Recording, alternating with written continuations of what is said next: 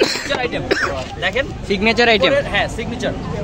এটার উপরে লেটা হচ্ছে, এটা হচ্ছে ফরেন কেক ভাইয়া, রানী কেক, বিদেশ থেকে ইনপুট করা হয়েছে ভাই। তাই? কোন দেশ? থাইল্যান্ড? থাইল্যান্ড, ব্লুবেরি কোন দেশে ইয়ে হয় বলেন তো? কোন দেশে? মেবি সুইজারল্যান্ড, মেবি, আমি জানি না। তবে হচ্ছে এটা বিদেশি ফল ব্যবহার করে, তো যার কারণে কেকটার নাম হচ্ছে কি ফরেন কেক। এটা কি বিদেশি ফল ব্যবহার করেন? বিদেশি ফল। কি ফল ভাই? ব্লুবেরি। ব্লুবেরি ফল, অরিজিনাল ব্লুবেরি ফলের ফিলিং ব্যবহার করে ভাইয়া।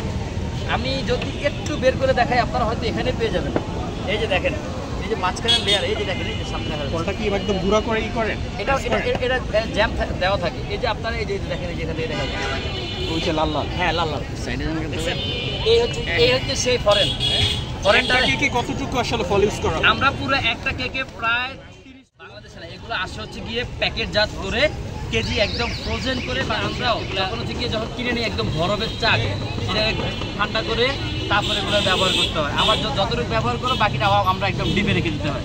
খুবই এক্সপেন্সিভ না? খুবই এক্সপেন্সিভ ভাইয়া, অনেক। 3000 টাকা 2 কেজি ফিলিংয়ের দাম 3000 টাকা ভাইয়া। আমরা একটাতে অলমোস্ট 30 থেকে 35 গ্রাম একটাতে ব্যবহার করি আমরা। হিউজ থাকে, হিউজ। কেকটাতে আসলে আপনার কস্ট একটু বেশি হয়? ব্লুবেরি রসমালাইতে কস্টিংটা একটু বেশি হয়, রসমালাইতে বেশি হয়। আর বাটারস্কচে, কারণ বাটারস্কচে আমরা হচ্ছে গিয়ে খুব, এটা বলবো না কি কি ব্যবহার করি, তবে বাটারস্কচে আমরা হচ্ছে অনেক খরচ পড়ে যায় বাটারস্কচে আমাদের। টেস্টটা আনার জন্য অনেক কিছু ব্যবহার করা হয়। 100 টাকা লস হয়ে যায় না? না, লস হয় না আলহামদুলিল্লাহ। আমার তাতেও এত বেশি ব্যবহার করার পরেও তা আলহামদুলিল্লাহ আমার প্রায় 20 থেকে 25% লাভ থাকে এক একটা স্লাইসে। একটা স্লাইস যদি আমি সেল করি 20 টাকা থেকে 25 টাকা আমার লাভ থাকে ভাই, আলহামদুলিল্লাহ। এনাফ।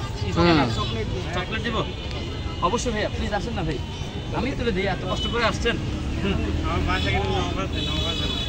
নওগাঁ থেকে আসছেন আপনি?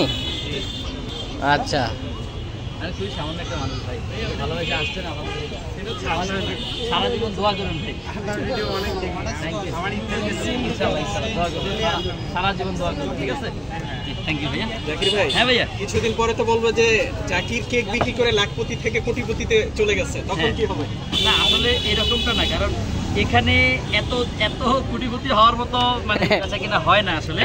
হ্যাঁ, তবে যা হচ্ছে আলহামদুলিল্লাহ। কারণ আমি কি ছিলাম ভাই, আমি এখানে 8-10টা কেক